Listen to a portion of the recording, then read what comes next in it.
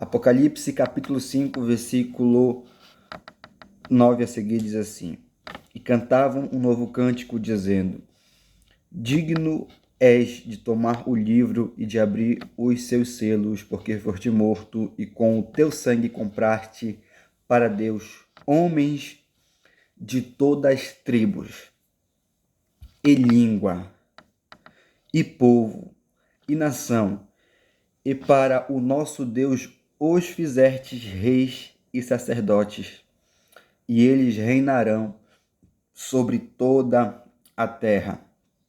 E olhei e ouvi a voz de muitos anjos ao redor do trono, e dos animais, e dos anciãos, e era o número deles milhões de milhões, e milhares de milhares, que com grande voz diziam: Digno é o Cordeiro que foi morto de receber o poder, e riquezas, e sabedoria, e força, e honra, e glória, e ações de graças.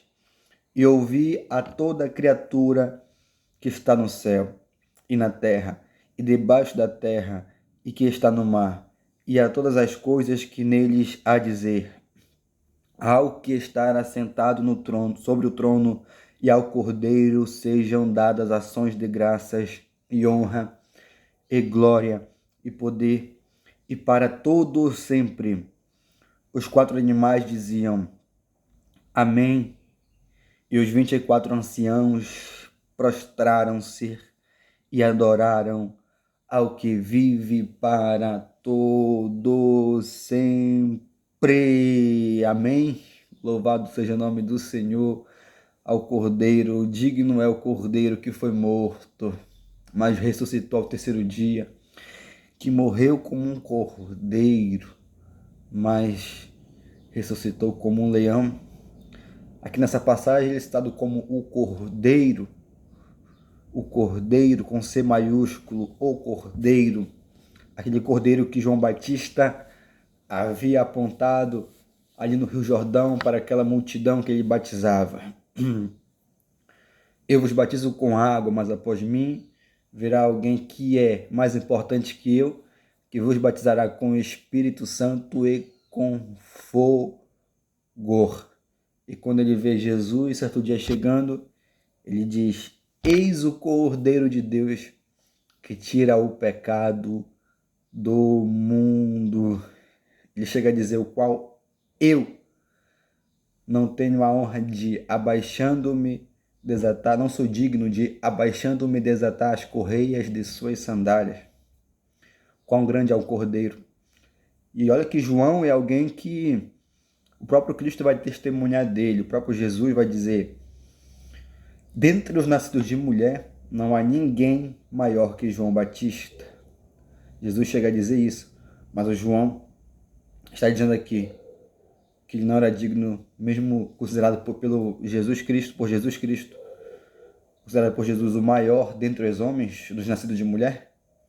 Por que Jesus faz por que Jesus faz questão de frisar dois nascidos de mulher, né?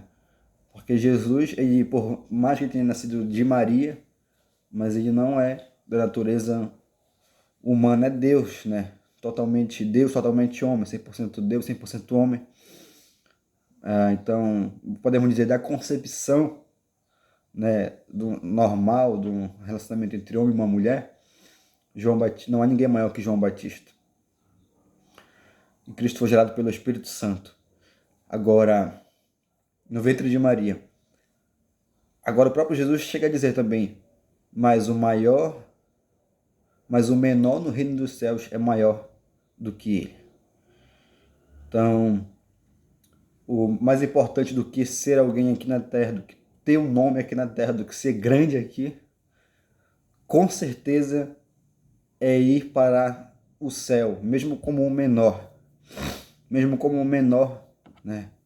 Alguém que talvez se converteu ali já no seu fim de dias, ou num leito de hospital, à beira da morte. Alguém que não pôde fazer muita coisa pelo reino, alguém que é considerado mesmo um insignificante, até pelo próprio meio evangélico.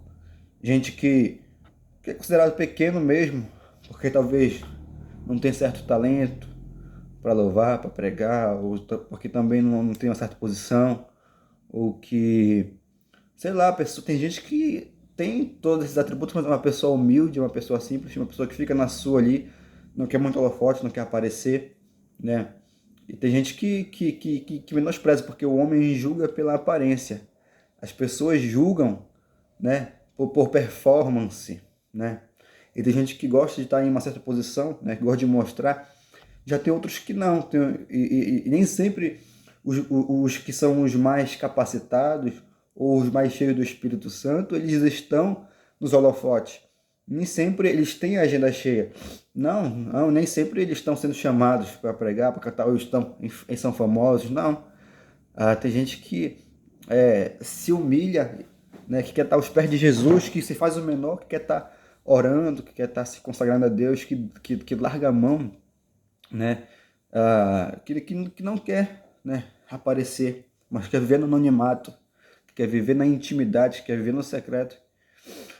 Sim, Jesus nos chamou para ser luz do mundo, para ser sal da terra, né? E para que a gente tem que ser colocado, né, não embaixo da mesa, mas sim que possa dominar a casa toda. Ah, e tem gente que confunde isso, né? Mas quer o holofote, em vez dela ser a luz do lugar, ela quer a luz para ela, o holofote nela. Não, você tem que ser a luz, não querer o holofote para você. Tem gente que prefere virar, que faz muito mais, né, no seu quarto orando, né, intercedendo pelos seus, do que gente que está aí nos altares, que prega por cachê, por oferta, que prega né, por performance, para fazer um corte para postar na internet. Então, não menospreze, tá? Aquele analfabeto. Quantos pastores analfabetos que existem, né? Quantas senhoras simples de oração, né? Que sustentam ali com o seu joelho toda a sua casa, tá? Isso é ser luz, tá? Isso é ser sal. É você. E né, o intercessor, né? Jesus foi o maior intercessor de todos. Ele intercedeu pelos seus discípulos, ele intercedeu por Pedro, e até hoje ele intercede pela igreja, tá? A destra do Pai, ele diz: eu irei para o Pai e rogarei ao Pai, e ele enviará para vocês o Espírito Santo. Então, ele intercede diante de Deus por nós. Esse Cristo aqui que é rei, esse Cristo aqui que é Senhor, esse Cristo aqui que é mestre, tá ok? Então, eu quero frisar aqui, já, para não se prolongar mais, o seguinte: a seguinte passagem no versículo 10, a última frase do versículo 10. E eles reinarão sobre a terra. Mas antes eu quero voltar um pouco. Antes disso, voltando um pouquinho aqui. Tá. Porque foste morto e com seu sangue compraste para Deus homens de toda a tribo. Hoje nós vemos essa guerra por tribos, né? O povo do Irã, né? Como está aqui povos, né? Como está aqui a tribo, língua, povo e nação. E hoje a gente vive uma guerra, né? Até mesmo no nosso próprio país, a gente vê a guerra do Irã com Israel, que são tribos, são povos diferentes, são nações diferentes, né? Mas Cristo comprou, tá? Todos para ser aqueles que aceitarem a sua palavra, o seu evangelho, que aceitarem a salvação, são todos um povo só. Tem todos que viverem unidos. Até o Salmo que fala: com bom e com suave que os irmãos vivem em união, mas isso só se dá por meio da conversão em Cristo, porque ele quebra todo o paradigma, ele quebra toda a barreira religiosa, política, filosófica, tá bom? No Brasil, a gente vive num país onde é totalmente dividido, né? Pessoas são várias classes, muita desigualdade. A pessoa, né, de um jeito, no sul, no norte é de outro, no nordeste é de outro, no centro-oeste é de outro. E tem as ideologias, né? Ideologias, diversas ideologias. E tem a questão do racismo, do preconceito, então Cristo ele quebra com tudo isso, tá bom? Quebra com tudo isso, ele une a todos, tá? Todos pecaram, e ele vem com seu sangue e compra a todos que aceitarem a sua mensagem, que aceitarem né, a sua salvação. Não podemos rejeitar, como diz o autor dos Hebreus, tão grande salvação. Não podemos rejeitar essa salvação tão grande que está diante de nós e que une, que quebra, porque afinal de contas, no céu, iremos viver todos juntos, todos unidos ali, e Deus não faz acepção de pessoas, não vai haver divisão. Aqui o pessoal de um grupo tal desse lado, e o pessoal do grupo todo tal e no outro, e os fulanos da ideologia tal na frente, o comunista de um lado, o capitalista do outro, o esquerdista de um lado, o da direita de outro. Não, ele une a todos, tá? Ele salva. Isso se dá por meio do seu amor, se dá por meio do seu amor com que ele nos amou. Porque se tem alguém que não deveria aceitar ou que deveria rejeitar um outro alguém, esse seria Cristo. Isso seria Deus que deveria nos rejeitar. Porque nós pecamos, porque nós desobedecemos, porque nós erramos, porque nós falhamos, porque nós o desagradamos. Então, se tem alguém que deveria rejeitar alguém, Deus deveria rejeitar os seres humanos. Porque Ele é santo, porque Ele é justo, porque Ele é amor. Mas Ele não faz isso, ao contrário, Ele amou tanto que enviou o seu único Filho para que todo aquele que nele crê não pereça, não morra, não sofra do castigo eterno, mas herda a salvação, mas tenha a vida eterna. Então, com esse amor, Ele nos ama exatamente por Ele ser amor, por Ele ser justiça, por Ele ser paz, por Ele ser esse Deus maravilhoso, extraordinário que Ele é, magnífico. Ele faz isso, Ele nos surpreende. Ele faz algo que nós podemos chamar que foi uma loucura, mas a loucura de Deus é mais sábia que a sabedoria dos homens. Precisamos olhar com os olhos de Deus, tá bom? Para o nosso próximo, para as pessoas.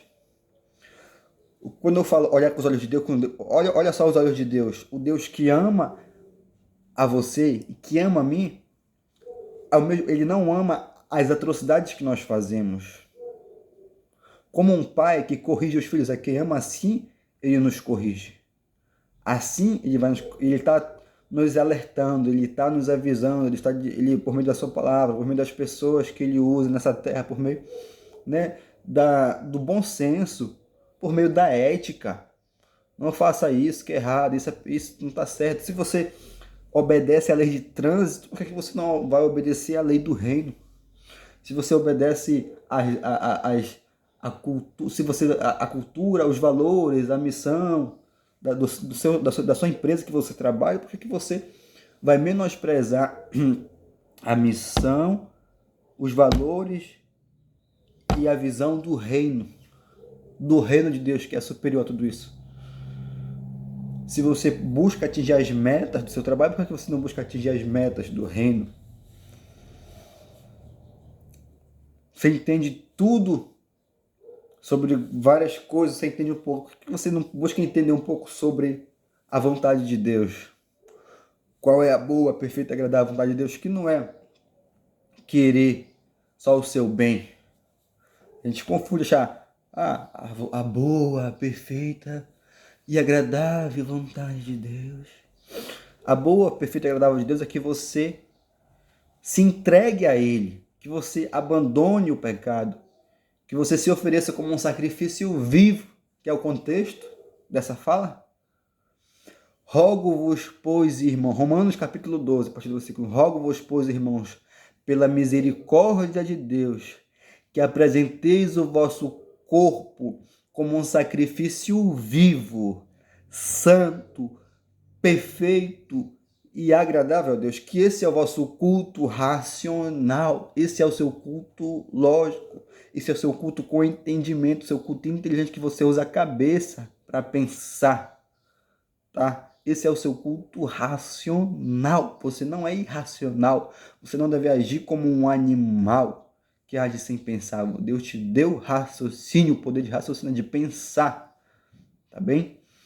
Então, esse é o seu culto racional, tem que ser por livre e espontânea vontade. Você que tem que tomar uma decisão de se entregar para Deus. Não é que Ele vai te forçar nada, tá bom? É você que vai oferecer a sua vida como um culto a Deus. O que é? vos oferecer como um sacrifício vivo, santo, perfeito, é você entregar a sua vida como num estilo, é você fazer da sua vida, adotar o estilo de vida que agrada a Deus. Não é que você vai pegar o seu corpo e vai colocar sobre um altar ali e vai sacrificar vivo.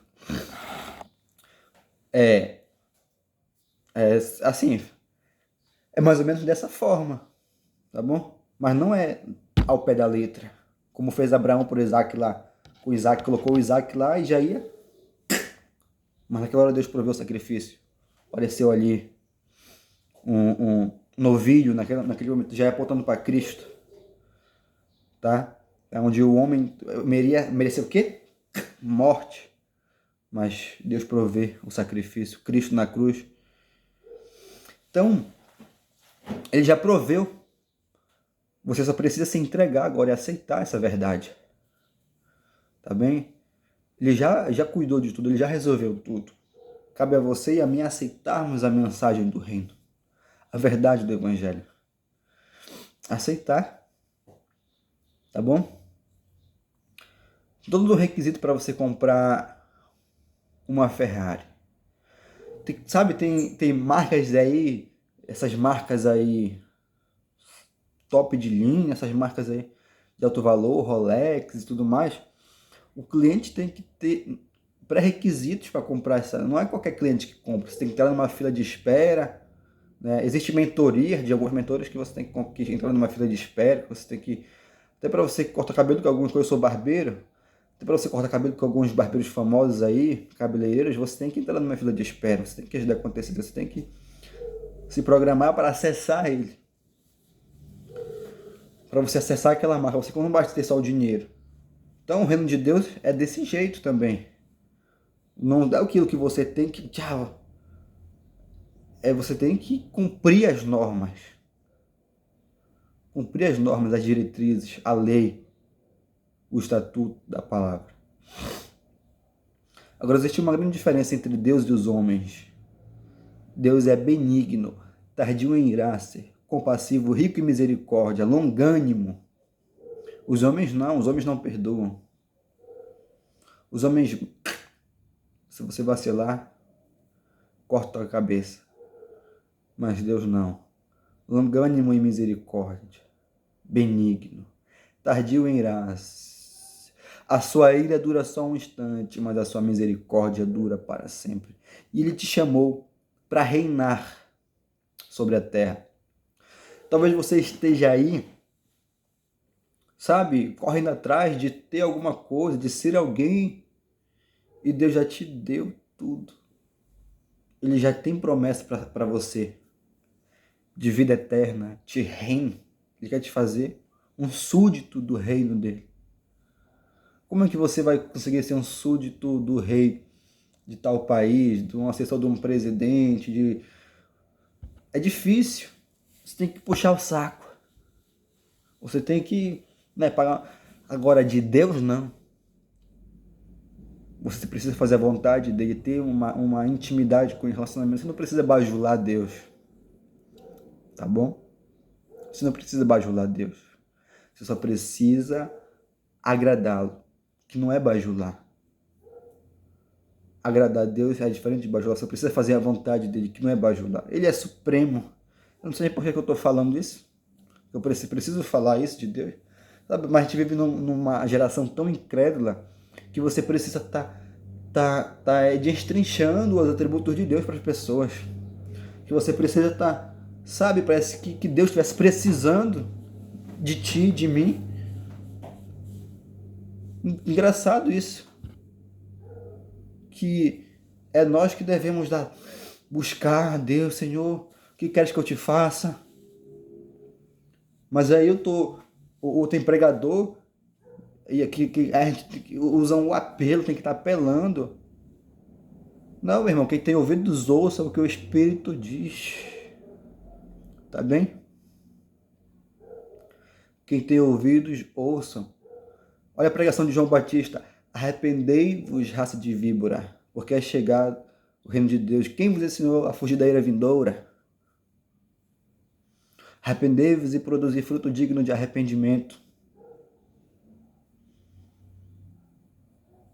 Aí a gente tem que estar mostrando pra gente que tá no culto, pra gente que lê a Bíblia, pra gente que tem um título no meio evangelho, tem que estar tentando mostrar para ele a verdade aqui, olha, não, isso está errado.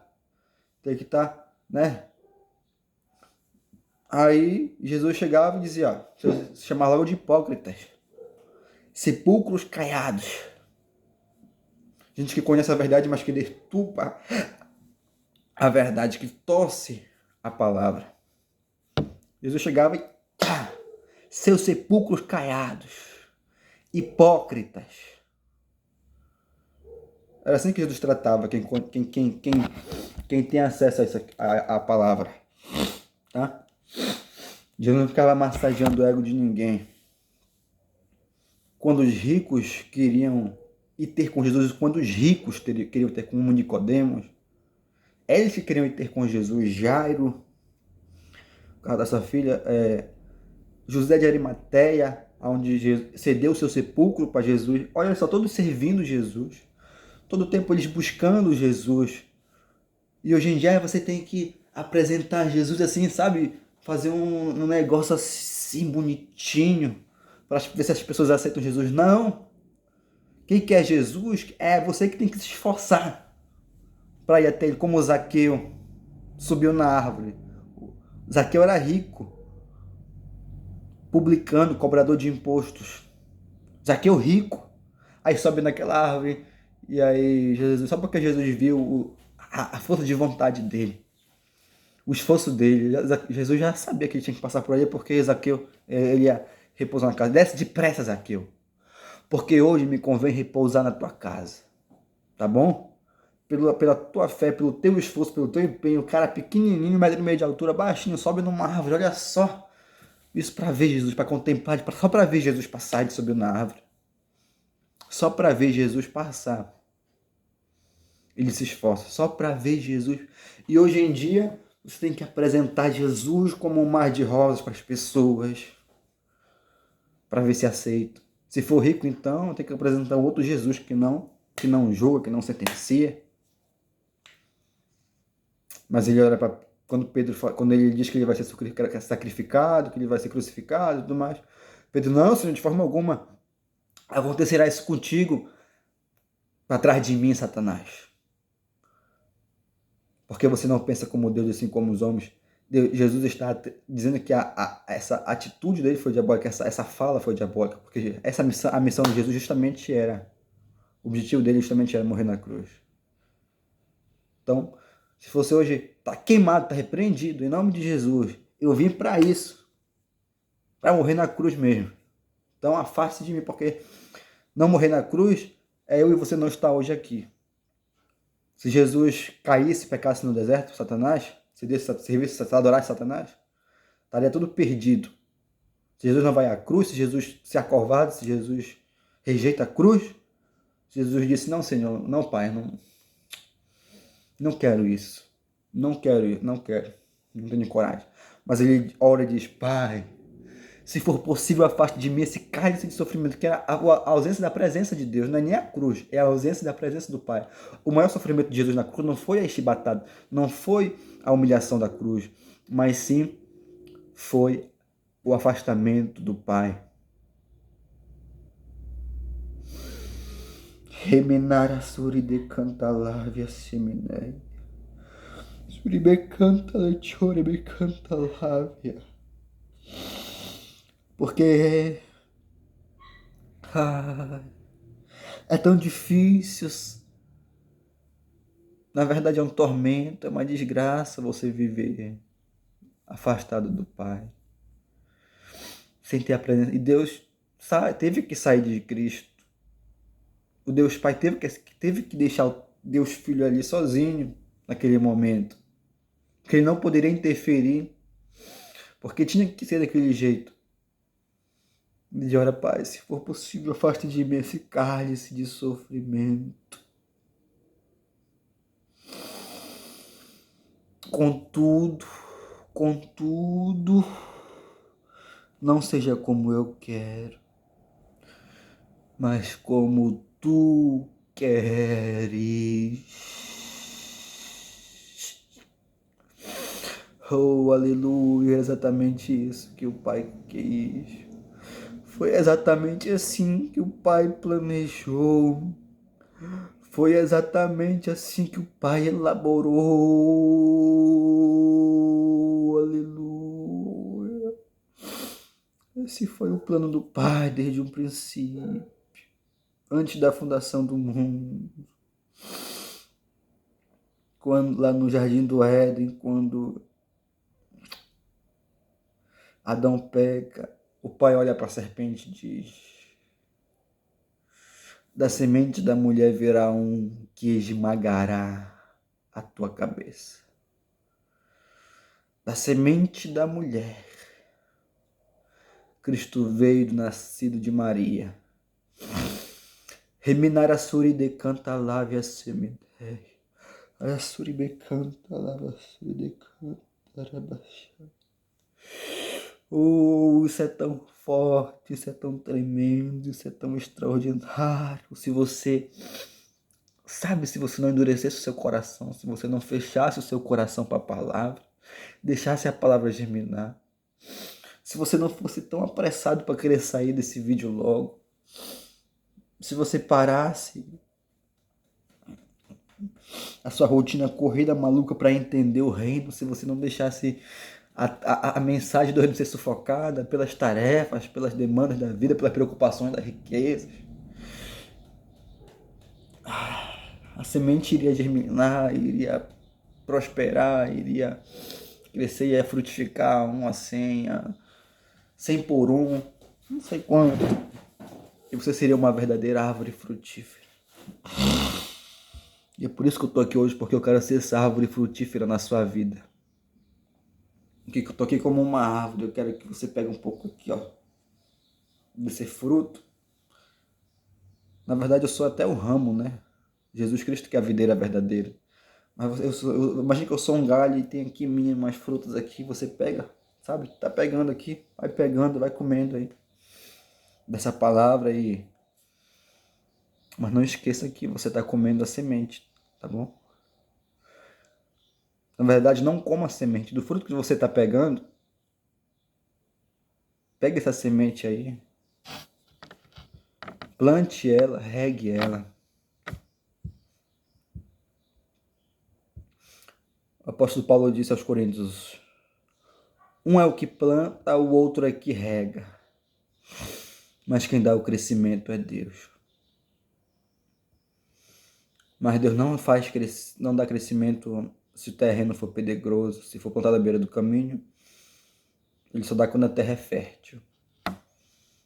Que você seja essa terra fértil. Que você não rejeite essa mensagem. Que você não rejeite o seu lugar no reino. Talvez seja impossível você ser governador do seu estado. Talvez seja impossível ser presidente, você ser alguém importante nessa vida, mas Cristo veio para os improváveis, tá? E Ele quer que você reine com Ele sobre a terra. Ele já tem todo o poder e autoridade no céu, na terra, debaixo da terra. Para Ele manifestar tudo isso é só questão de tempo. Quantos muitos estão com medo do fim, dessas guerras aí, dessas nações, então os que estão se unindo a um só povo. Um só povo, comprado e lavado pelo sangue do Cordeiro, uma nação santa, povo escolhido de Deus.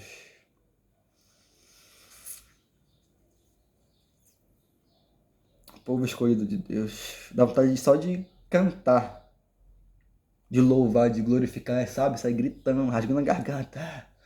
Que magnífico é tudo isso. Que magnífico é tudo isso, sabe? Não tem como guardar isso só pra mim aqui. Eu seria uma semente morta. Sabe, uma semente... Na verdade, toda semente tem que morrer para gerar, né? Ela é plantada ali, ela morre, aí brota dela, né, aquele caulezinho, aí sabe, a terra vai crescendo. Não seria uma semente morta, seria uma semente sufocada. Seria uma semente no meio de pedregulho, de pedregais. Eu seria uma semente à beira do caminho. Eu seria uma semente no meio dos espinhos. E eu não quero ser esse tipo de semente. E eu também não quero que você seja esse tipo de semente. Que você compartilhe isso aqui com alguém. Que você deixe o seu comentário. Que você salve para ver depois, no momento que você tiver mais tempo. Que você compartilhe com alguém, comente e curta. Tá, sabe, você dá atenção para tanta coisa, sem importância, isso aqui é a tua alma. Isso aqui é da vida eterna. Então, eu tenho que ser essa semente que produz, que transborda para a sua vida. Que Deus venha te abençoar e que você venha fazer parte desse reino aqui. Leia Apocalipse capítulo 5. Leia o livro do Apocalipse. Tá bom? Busque a direção de Deus na palavra. Pega uma Bíblia, se você não sabe por onde começar. Vai aqui atrás. Olha como foi para me chegar nesse texto aqui. Eu vim aqui no final da Bíblia. Tem aqui... acho que é Cânticos da Bíblia. Ó, Cânticos da Bíblia. Lá no final. Aí você tem a referência bíblica. Cântico de louvor ao Cordeiro. Apocalipse 9, versículo 10. 9, Apocalipse capítulo 5, versículo 9 ao 10 e 12, 13. Então, aí eu vim, Apocalipse 5, 9 e li. E trouxe para você, e fiz questão de compartilhar com você. Eu poderia já estar no trabalho. Estou até atrasado para ir para o trabalho, mas eu preferi parar aqui para compartilhar com você. É impossível agradar dois senhores, né? Ou você agrada um, desagrada o outro. Então eu preferi desagradar o outro lá para agradar aqui o Senhor com letra maiúscula, tá bom? Que Deus te abençoe, até uma próxima oportunidade. Eu vou ir trabalhar e depois vou... Se você está vendo esse vídeo, viu esse vídeo é porque eu já compartilhei. Que Deus te abençoe, até uma próxima.